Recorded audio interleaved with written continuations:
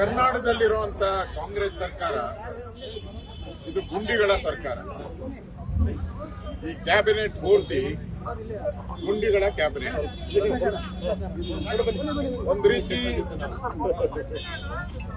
ಈ ಸರ್ಕಾರ ಕಳೆದ 2 ವರ್ಷದಲ್ಲಿ ಬೆಂಗಳೂರಲ್ಲಿ ಯಾವುದೇ ಡೆವಲಪ್ಮೆಂಟ್ ಮಾಡದೆ ನಮ್ಮ ಸಾಧನೆ ಏನು ಅಂತ ಹೇಳಿದ್ರೆ ಬರೀ ಗ್ಯಾರಂಟಿ ಅಂತ ಹೇಳಿ ಕಳೆದ 2.5 ವರ್ಷದಲ್ಲಿ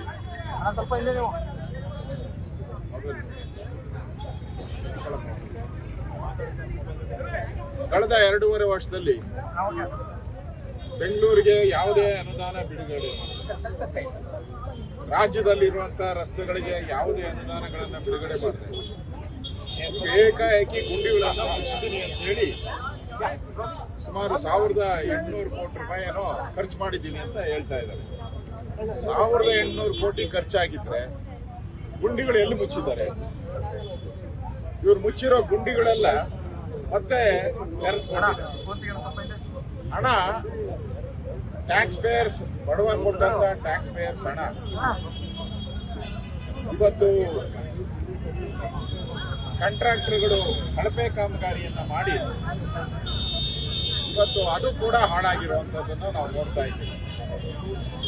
ಈ ಗುಂಡಿ ಬಿದ್ದ ಸರ್ಕಾರ, ಗುಂಡಿಗಳ ಸರ್ಕಾರ ಒಂದು ರೀತಿ ಕರ್ನಾಟಕದ ಜನತೆಗೆ, ಬೆಂಗಳೂರು ಜನತೆಗೆ ಒಂದು ರೀತಿ ಶಾಪ ಆಗಿದೆ.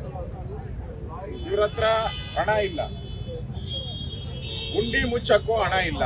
ಕೇಳಿದ್ರೆ ಬಿಜೆಪಿ ಹಿಂದೆ ಸರ್ಕಾರ ಇದ್ದಾಗ ಅವ್ರೇನ್ ಮಾಡಿದ್ರು ಹೇಳಿದ್ದಾರೆ. ಡಿ ಕೆ ಶಿವಕುಮಾರ್ ಒಂದು ಹೆಜ್ಜೆ ಮುಂದೆ ಹೋಗಿ ಬಿಜೆಪಿಯವರು ಸರ್ಕಾರ ಇದ್ದಾಗ, ಹಿಂದೆ 4 ವರ್ಷ ಸರ್ಕಾರ ಇದ್ದಾಗ ಏನ್ ಮಾಡಿದ್ದಾರೆ ಅಂತ ಕೇಳಿದ್ದಾರೆ. ನಾವು ಅದಕ್ಕೂ ಒಂದು ಶ್ವೇತಪತ್ರ ಬಿಡುಗಡೆಯನ್ನ ಮಾಡ್ತೀವಿ. ನಾವು ಬೆಂಗಳೂರಿಗೆ ಬಿಜೆಪಿ ಕೊಡುಗೆ ಏನು, ಕಾಂಗ್ರೆಸ್ಸಿನ ಕೊಡುಗೆ ಏನು ಅನ್ನೋದ್ರ ಬಗ್ಗೆನೂ ನಾನು ಮುಂದಿನ ದಿನಗಳಲ್ಲಿ ಅದನ್ನು ಕೂಡ ಶ್ವೇತಪತ್ರವನ್ನ ಬಿಡುಗಡೆ ಮಾಡ್ತೀನಿ.